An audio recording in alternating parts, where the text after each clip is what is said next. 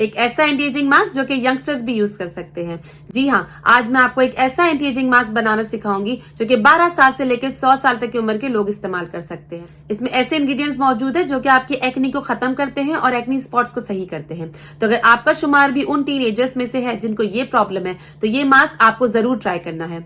इसके अलावा ये मास्क आपकी स्किन को टाइटन अप करता है, स्किन ब्राइटनिंग करता है और आपके फाइन लाइंस को खत्म करता है, एक ग्लो देता है। तो अगर आपका शुमार 20 से 30 साल की उम्र के लोगों में है जिनको ये सारे इफेक्ट्स चाहिए तो ये मास्क आपको ट्राई करना लाजमी है। और सबसे मेन बात, ये मास्क देता है आपको एंटी रिंकल इफेक्ट, यानी आपके फेस में जितने भी रिंकल्स है ये उनको खत्म करेगा, फाइन लाइंस है ये उनको खत्म करेगा, डार्क स्पॉट्स है या बैगी आईज है ये उनको ट्रीट करेगा, हाइपर पिगमेंटेशन को सही करेगा, फ्रेकल्स यानी झाइयों को भी ट्रीट करेगा। तो अगर आपकी उम्र 40 साल से ऊपर है तो ये मास्क आप जरूर ट्राई कीजिए, क्योंकि अगर आपने ना किया तो आप जरूर पछताएंगे। इसमें मौजूद है खीरा। हमें चाहिए एक खीरे का छोटा सा पीस। इसे अच्छे से कद्दूकश कर ले और इसका सारा जूस निकाल ले। जब तक कि यहाँ कद्दूकश हो रहा है आप इस वीडियो को लाइक कर दें और चैनल को सब्सक्राइब कर लें। स्ट्रेनर की मदद से अच्छी तरीके से इसे छान लें। हमें पल्प की जरूरत इस मास्क में नहीं है। नेक्स्ट इंग्रेडिएंट है राइस फ्लावर यानी चावल का आटा। ये आपकी स्किन को एक्सफोलिएट करता है, डेड स्किन को हटाता है और कॉम्प्लेक्शन को ब्राइट करता है। 2 टेबलस्पून राइस फ्लावर यानी चावल का आटा ले लें।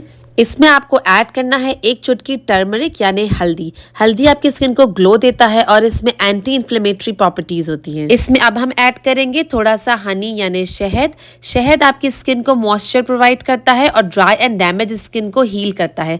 विंटर्स में हमारी स्किन डैमेज हो जाती है, that's why honey is very important in winter season. इसे अच्छे से मिक्स करें कि इसकी कंसिस्टेंसी इतनी थिक हो जाए। It will take time but make sure कि आप इसी कंसिस्टेंसी को प्रॉपर बनाएं।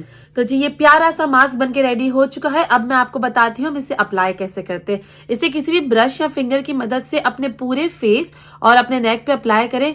क्या खुशबू है इसकी।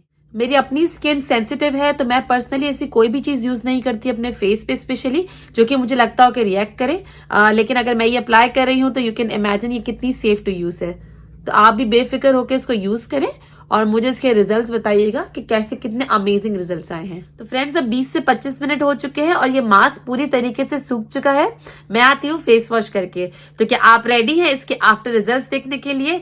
तो सी यू देन।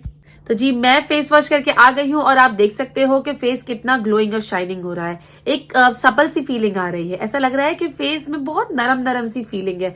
ये विंटर्स में मास्क अप्लाई करना बहुत जरूरी है। मैं आपसे रिक्वेस्ट करूंगी कि इसको प्लीज अप्लाई करो। अगर आप कोई एक मास्क अप्लाई कर सकते हो थ्रू आउट द विंटर तो ये वो मास्क है जो आपको अप्लाई करना लाजमी है। तो ये मास्क आप सर्दियों में अप्लाई करें और इसके साथ फेस पॉलिशिंग भी करें।